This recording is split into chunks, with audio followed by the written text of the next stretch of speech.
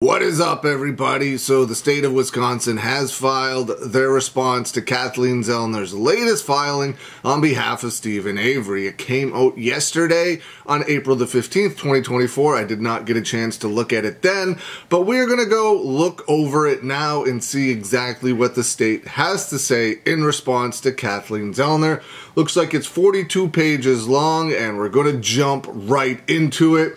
On the first page, State of Wisconsin Court of Appeals, District 2, State of Wisconsin versus Stephen Avery. Appeal from an order denying a Wisconsin motion entered in the Manitowoc County Circuit Court. The Honorable Angela W. Sawitsky presiding. I thought they got a new judge. Maybe that judge hasn't taken over the case yet. Brief of the plaintiff respondent. And then it has the table of contents there for a couple of pages.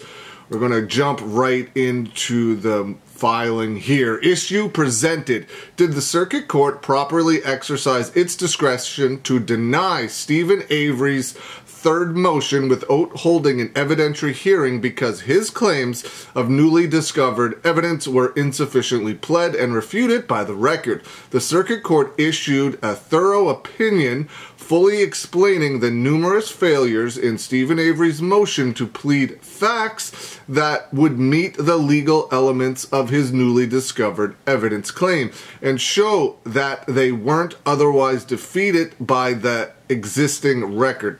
It properly exercised its discretion in denying the motion without a hearing. This court should affirm. Statement on oral argument and publication. Neither oral argument nor publication are appropriate. This case deals with application of well-settled law to the facts which are adequately addressed on briefs. Introduction. Stephen Avery has once again misunderstood the pleading standards and the scope of this court's review. He simply attempts to convince this court that his latest defense theory, pinning the murder on Bobby Dassey, has merit, and in his appellate brief attempts to cure the pleading failures in his Wisconsin motion by the circuit court. Accordingly, Stephen Avery says much about why he believes this defense is viable, but almost nothing about the sufficiency of his pleading below. The only issue before this court is whether Stephen Avery pled sufficient non-conclusionary facts with four corners of his third section motion to entitle him to a hearing. The circuit court correctly concluded he did not meet this burden. Stephen Avery's motion again contained nothing more than conjecture and unsupported speculation, and even assuming any of it were true, it did not establish what he claimed. He failed to show that he could meet the Denny test as to Bobby Dassey, and he failed to even try to explain how there was a reasonable probability of a different result at trial if he offered it. As this court explained previously, key to any motion are sufficient non-conclusionary showings why the claim has factual merit. These requirements are not optional and cannot be met by broad conclusions or misstating evidence. Broad conclusions and misstatements of the evidence are again all Avery provided. The circuit court appropriately exercised its discretion in denying Stephen Avery's motion without a hearing. Statement of the case. This court has reviewed the underlying facts of this case multiple times, so the state will not relay them in detail here. The state instead provides this overview of Avery's post-conviction litigation. The state charged Stephen Avery with first-degree intentional homicide in for the 2005 premeditated murder of Teresa Halbach. The case proceeded to a 5-week jury trial at which Stephen Avery's defense was that law enforcement was biased against him and planted the evidence to implicate him, which the real killer exploited to also plant evidence on the property. The jury found Stephen Avery guilty and he was sentenced to life in prison. Avery moved in 2009 for a new trial on the basis of structural trial error, erroneous exclusion of Stephen Avery's attempted Denny defense, implicating several alternative perpetrators, including Bobby Dassey, and ineffective assistance of trial counsel. The circuit court held a hearing and denied the motion. Stephen Avery appealed, and this court affirmed. In 2018, Stephen Avery filed a motion again requesting a new trial. The circuit court appointed counsel to investigate some of Avery's allegations. After counsel informed this court that he could find nothing sustaining them, Stephen Avery's motion was denied and Avery appealed.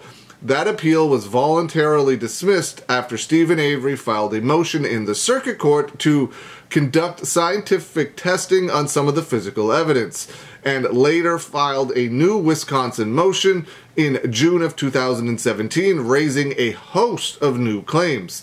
Avery stated that only one person meets the requirements of Denny as a third-party suspect, and that was Teresa Halbach's ex-boyfriend. They, of course, are talking about Ryan Hilligus. The circuit court denied the motion, and after 5 further motions seeking to vacate that order and adding new claims to the original motion, including a retooled argument that could establish a third-party perpetrator defense that Dassey was the plausible killer, were all rejected. Avery appealed. This court affirmed finding the vast majority of Stephen Avery's claims procedurally barred, and those that were not barred insufficiently pled a warrant to a hearing. Roughly a year later, Stephen Avery filed another Wisconsin motion. This time he claimed that a purported new witness, Thomas Sawinski, made allegations amounting to either newly discovered evidence or a Brady violation. Specifically, he claimed for a third time he could meet the Denny test as to Bobby Dassey based on Thomas Sawinski's advertisements that he saw 2 individuals pushing a vehicle similar to the victim's car down Avery Road on November 5th, 2005. After the state responded, Avery amended his motion multiple times, including filing an affidavit from another supposed witness, Thomas Burrish, claiming he observed Bobby Dassey with a car similar to the victim's on November 5th, 2005. The circuit court denied the motion. It found that Thomas Sawinski's information was discovered after conviction and that Stephen Avery was not negligent in seeking it, but that Avery failed to plead facts establishing its materiality. To meet that burden, Stephen Avery had to show that Thomas Sawinski's information would allow him to meet the Denny test, and what Avery alleged failed to meet any of the prongs. Thus, he necessarily could not show a reasonable probability of a different result at a new trial. It found Thomas Burrish's affidavit similarly lacking in facts that would link Bobby Dassey to the perpetration of the crime, and also insufficiently accompanied by facts showing that Avery was not negligent in seeking or investigating it. Stephen Avery appeals. Argument 1. Avery failed to plead sufficient facts in his motion that would meet the newly discovered evidence standard, even if true. A standard of review. A circuit court may deny a post-conviction motion without holding a hearing if the facts alleged do not entitle the movant to relief if one or more key factual allegations in the motion are conclusionary. To sufficiently plead a post-conviction motion, the defendant must present with the 4 corners of the document the who, what, where, when, why, and how that would entitle him to relief he seeks. Mere speculation presented as fact in a conclusionary allegation and insufficient. When evaluating the sufficiency of a pleading, this court reviews only the allegations contained in the four corners of the post-conviction motion and not any additional allegations that were contained in the brief. A sufficiently pled motion, however, is not enough to require a hearing. An evidentiary hearing is not mandatory if the record as a whole conclusively demonstrates the defendant is not entitled to relief, even if the motion alleges sufficient non-conclusionary facts. This court will uphold this circuit court's findings of facts unless they are clearly erroneous. Whether a defendant's post-conviction motion on its face alleges facts which would entitle the defendant to relief, and whether the record conclusively demonstrates that the defendant is entitled to no relief are questions of law that an appellate court reviews. B. The circuit court did not err in evaluating the materiality prong of the newly discovered evidence test through the lens of Avery's attempt to establish Bobby Dassey as a third-party perpetrator. Avery begins with another argument based on an unsupported conclusion he posts as fact. He claims the circuit court improperly found the materiality of Mr. Stephen Avery's newly discovered evidence is exclusively contingent upon its satisfaction of the Denny test, but instead should have considered whether Thomas Sawinski's and Thomas Burrich's affidavit were independently material, arguing they rendered the forensic evidence introduced against Stephen Avery at trial unreliable because Bobby was a third-party perpetrator suspect. He then claims a third-party suspect had possession of Teresa Halbach's vehicle. Numerous areas of reasonable doubt arise. There are two problems with this argument. First, it is circular. Stephen Avery assumes the conclusion he has to prove that he meets the Denny test as to Bobby to support his claim that a third-party suspect had possession of Teresa Halbach's vehicle, in turn making Thomas Sawinski's information material. But that assumes he met the Denny test in the first place. Without first establishing Bobby as a potential third-party perpetrator, Thomas Sawinski and Thomas Burrich claiming they saw Bobby with a car similar to the victim's 5 days later is irrelevant and meaningless. That's bananas. Thomas Sawinski's information cannot be material if untethered from a viable third-party perpetrator defense claiming Bobby killed the victim, because there is zero probability that a different result would be reached at trial based on arguments that Bobby could have planted the forensic evidence simply because Thomas Sawinski saw him pushing a car down the road. Unless he could argue that Bobby killed the victim, Stephen Avery would have to make a contextless allegation that Bobby planted all of the evidence against him with no explanation how or why Bobby would even know the victim was dead or where her car was located, let alone any viable explanation why Bobby would be sneaking around, placing her items and remains on his uncle's property, and mopping up Stephen Avery's blood, nonsensically his touch DNA to frame him. And Stephen Avery still conveniently fails to account for the bullet with Teresa Halbach's DNA on it that was shot from the gun in Stephen Avery's possession and was found in Avery's garage.